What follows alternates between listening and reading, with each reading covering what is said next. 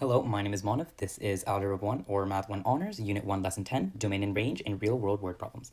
So, just as a review, the domain is all the x values on line of a graph, which is also known as the inputs, the independent variable, the x value, anything that you learned that x is associated to. And then range is all the y values of a line of a graph, so the outputs, the dependent values, what actually changes. And just as a heads up, you don't need graphs to solve these word problems. You just need to identify your x, your independent variable, and your y, your dependent variable. So let's go ahead and just look at this one and annotate it. So we can see that we've got Susie mows lawns for $25 per lawn. We have to identify the domain and the range. So our domain is going to be our x value, and our x value is what we are changing.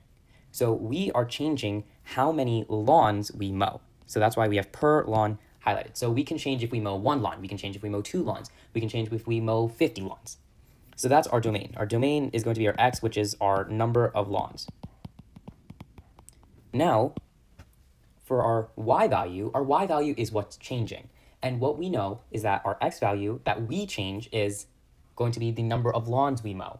So we know that we mow each lawn for $25. So if we mow one lawn, we get $25. If we mow two lawns, we get $50. If we mow three lawns, we get $75. If you notice something, you see that the money that we get is always increasing by 25. That's our y value. That's our range. Our range is our profit. We just have to set up our inequality notation that shows domain and range. If you don't remember what our inequality notation is, please check out our previous video. Anyway, I wrote down what we have here. And here's just a breakdown. So this is what we call a linear function. You'll learn about that a little bit later, but that's just a name. So just a heads up, and this is where I break down. Y is our profit. We know that because of what we said over here, and x is the number of lawns that we mow. So if we're mowing 3 lawns, x is 3, that's what we change. It's independent. We have complete control over that. And then our y is what we don't have control over. That changes based off of our x. Because we mow 3 lawns, we're going to get $75. That makes sense. So now how do we find out domain and range with just this word problem and just this equation? So I hope that you know that you cannot mow negative lawns. You cannot mow -1 lawns, which means that we must always mow either 0 or more than 0. And if you can understand a little bit about what I just said, you can understand that x has to be bigger or equal to 0. Because we can mow 0 lawns, we can mow 1 lawn, we can mow 2 lawns, we can mow any number of lawns above 0. We cannot mow any lawns under the number 0. So we cannot mow -1 lawn, -2 lawns, -3 lawns. We cannot mow less than 0 lawns. So our x always has to be bigger or equal to 0. And that's why. X must be greater than 0. We must have at least 0 lawns mowed. And that's why x has to be greater than 0. Otherwise, this equation won't make sense. And then we cannot make negative profit. Sure, we may make 0 profit, but 0 isn't negative. 0 is a number, but it's not a negative number. So that's why y also has to be greater than 0. So y has to be any value above 0 because we're mowing more than 0 lawns. So if x is 0, that satisfies this equation here because x is equal to 0. Then y is going to equal 0 because 25 times 0 is 0. So y is also going to be y is greater than or equal to 0 because we cannot make a negative profit. It's not possible. It is usually, in this scenario, it is not possible to make a negative profit because you're not factoring in costs such as a startup fee or maybe a mobility fee or maybe tax. You're just talking about with this information you have here, you have no external situations. So base thing is that you cannot mow negative lawns and you cannot make a negative profit. Sure, you may mow 0 lawns and get 0 profit, but that's not negative. That's just blank even. So y must be greater than 0 because you have to make profit if you mow a single lawn, no matter what. Hopefully that made sense. Now let's work on this problem here. The temperature between 6 a.m. and 8 p.m. has a high of 86 and a low of 53 and an average of 73 degrees Fahrenheit. Let's find the domain and range. So this one is going to be pretty confusing. So what are the things that we can change versus the things we cannot change are very hard to understand here. But if we read it closely, we understand 2 things. Our 2 things that we are talking about here is going to be time with AM and PM, and then our temperature. That's the second thing we're talking about. So that means that our x has to be either time or temperature, and our range has to be either time or temperature. And which one of those 2 do you have more control over? You can't control both of these things. However, based off of the data that you're looking at, you can control which one you're going to start looking at. And hopefully that makes sense because of what I'm about to explain. So essentially, let's say we are imagining this on a graph. Now, we don't need to draw it out because we don't need graphs, but just imagine we're looking at it. And would you rather have your temperatures as a scale that you would look at and then look at the temperature and then see what time it was at? Or would you rather look at the time and see what temperature it was at that time? If I was you, I would look at the time and then look at the temperature that corresponds to the time. Me personally, I think that's easier. So what does that mean? That means that we are controlling the time because that's what we choose to look at. And based off of the time that we choose to look at, we get a corresponding temperature. So that means that our time is our domain and our range is going to be the temperature. Because based on the time, the temperature changes. Based off of the temperature, the time doesn't change. That might have been a little bit simpler than what I said before. But the time, based off of the time, the temperature changes. The temperature at 6 a.m. is always going to be lower than it is at 12 p.m. The temperature doesn't change the time. Just because it's 86 degrees doesn't mean that it's 5 a.m. If it's 86 degrees, it might be 4 a.m., 3 a.m., 2 p.m., 8:17 a.m. It could be anything. But no matter what the time is, the one time will always have the one temperature. So the time impacts the temperature. The time changes the temperature. So our domain is time and our range is temperature. Because the temperature is always different at different times, the different time that you choose will have a different corresponding temperature. And this goes back to identifying our functions. Because as we know, we cannot have repeating x values or domain in a function, but we can have repeating range values. So if there's 2 points of the time in day where it's the same degrees, maybe at 6 a.m. and 6 p.m. it's 72 degrees, that's still a function. And that works because the domain is different. The x values are different, but the y value is the same. The x values can be different. Now, let's say if it was the other way around. If the temperature was the x value and it was the same situation, then we would have 72 degrees at both 6 a.m. and 6 p.m. And that's not a function, so domain and range won't work.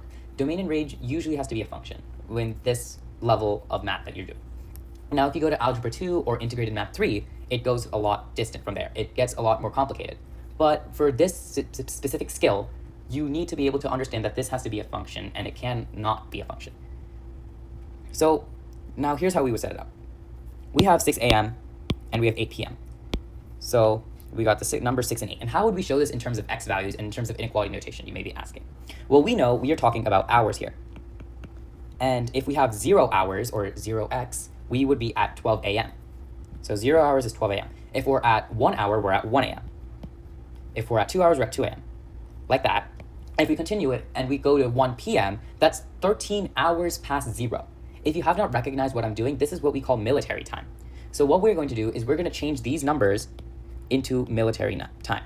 6 a.m. is still 6:00, and 8 p.m. is 20:00. See what we did there?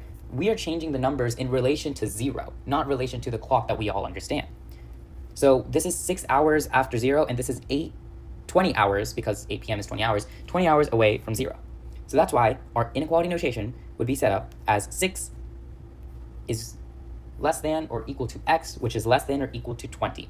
What this is saying is that the x value, our time, must be between 6 a.m. and 8 p.m. or 6:00 and 20:00. If we have a number, like if we have 5:59, that's not going to be shown on our y values. That's not a value in our data set. So that's why this works, because we're given that this takes place between 6 a.m. and 8 p.m. or 6:00 and 20:00.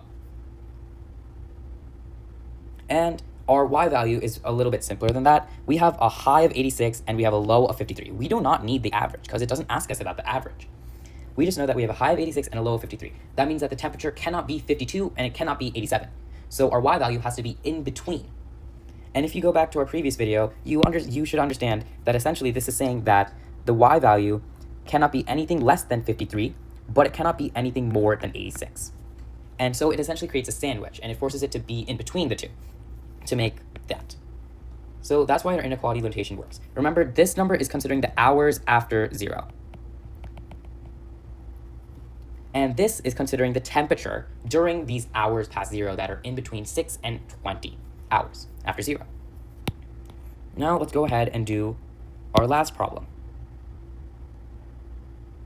A taxi charges a flat rate of $3.50 per mile, as well as a flat rate of $5 per ride. So this means that no matter what, per mile, we're going to be spending $3.50. And no matter what, we're going to pay $5 regardless. So if we go on a 1 mile ride or if we go on a 10,000 mile ride, we're going to be paying $5 no matter what the situation. So $5 flat fee. So let's go ahead and think about what we're doing.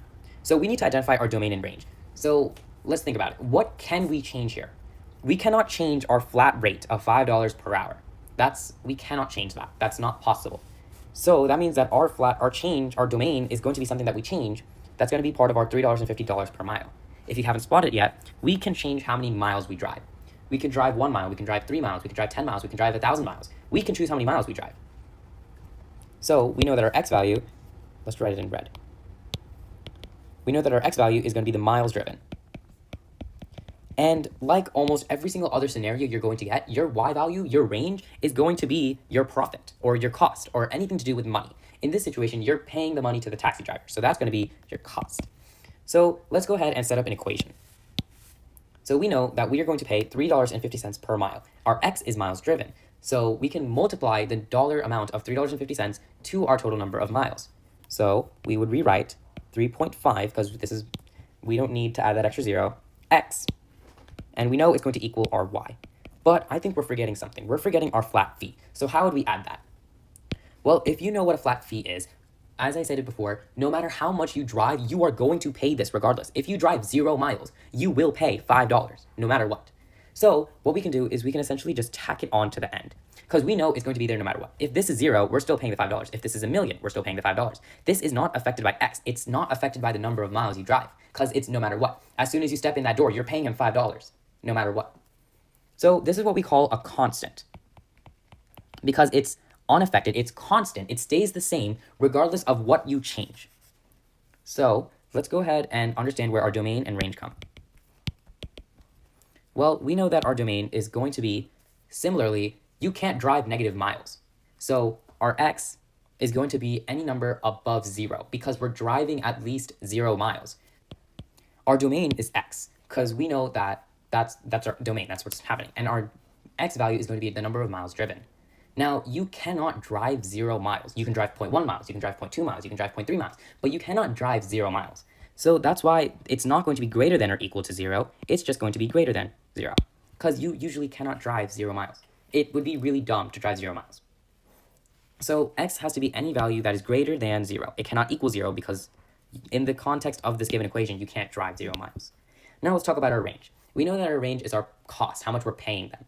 And we know that x cannot be equal to 0, which means that our range is going to be whatever our profit is whenever x is greater than 0. So let's think about 1.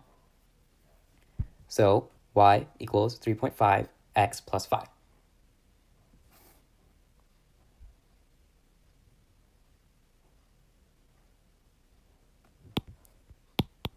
Now, just for the context of this, we're going to assume that we end up driving 0 miles, because that's technically the lowest we could go without it making sense. So essentially, what I'm saying is that we are going to use the value 0.1, but because that's a complicated number to use, we're just going to use 0 and make sure that y has to be greater than that value at all times. One way to think about it is that usually in a word problem, whatever the sign here is, it's going to be the same. So if it's a greater than or equal to, you're going to have an equal to sign. If it is just greater than, you're not going to have an equal sign. So we just go ahead and just write this down. So we're going to pretend that we're going to drive 0 miles. 3.5 times 0 is 0. 0 plus 5 is 5. That means that your minimum value for y has to be 5. It's not going to be 4.9. It's not going to be 4.8. It's going to be 5. But how do we know what sign to use? Well, as we stated earlier, x can't equal 0. And this is the situation when x equals 0. So we know that it's not true. Y has to be bigger than 5, because if you drive 1 mile, you're paying $8.50. So, and $8.50 is bigger than $5. And it's not going to be equal, 1, because it's not equal here, and 2, because we can't drive 0 miles, and this wouldn't make sense if we drove 0 miles. So this is your solution. X must be greater than 0, and y must be greater than 5. Thank you so much for sticking around, and I hope you enjoyed. That was Unit 1, Lesson 10 of Algebra 1 Honors or Integrated Math 1 Honors. Thank you.